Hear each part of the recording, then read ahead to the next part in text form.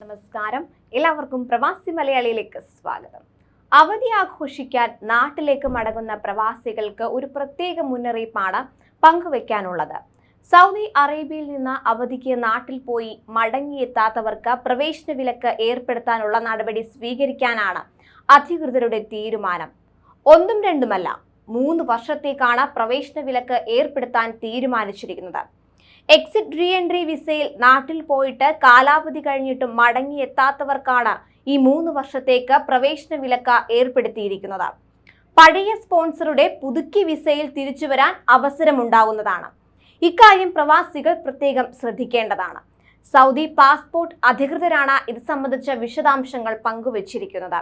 ഇത്തരക്കാർക്ക് 3 വർഷത്തേക്ക് രാജ്യത്തേക്ക് തിരിച്ചു വരാനാവില്ലെന്ന് വ്യക്തമാക്കിയിരിക്കുകയാണ് അധികൃതർ. എന്നാൽ ഫാമിലി വിസയുള്ളവർക്ക് ഈ നിയമം ബാധകമാകില്ല.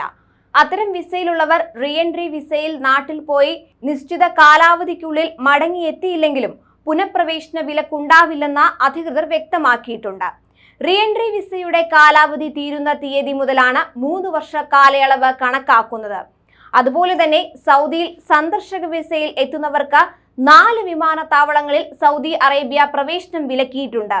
ജിദ്ദ ഉൾപ്പെടെയുള്ള പ്രധാനപ്പെട്ട വിമാനത്താവളങ്ങളിൽ ജൂൺ 9 മുതൽ 1 മാസത്തേക്കാണ് വിലക്ക് ഏർപ്പെടുത്തിയിരിക്കുന്നത്.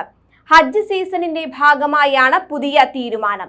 സൗദിയിലെ വിമാന കമ്പനി പുറത്തിറക്കിയ ഒരു വിജ്ഞാപനത്തെ അടിസ്ഥാനമാക്കിയാണ് പ്രാദേശിക മാധ്യമങ്ങൾ ഇക്കാര്യം റിപ്പോർട്ട് ചെയ്തിട്ടുള്ളത്. ജിദ്ദ, മദീന, യാംബു, തായിഫ് എന്നീ വിമാനത്താവളങ്ങളിലൂടെയാണ് സന്ദർശക വിസയിലുള്ളവർക്ക് പ്രവേശനം നിരോധിച്ചിരിക്കുന്നത്. ജൂൺ 9 മുതൽ ഹജ്ജ് സീസൺ അവസാനിക്കുന്ന ജൂലൈ 9 വരെയാണ് ഈ നിരോധനം തുടരുന്നത്.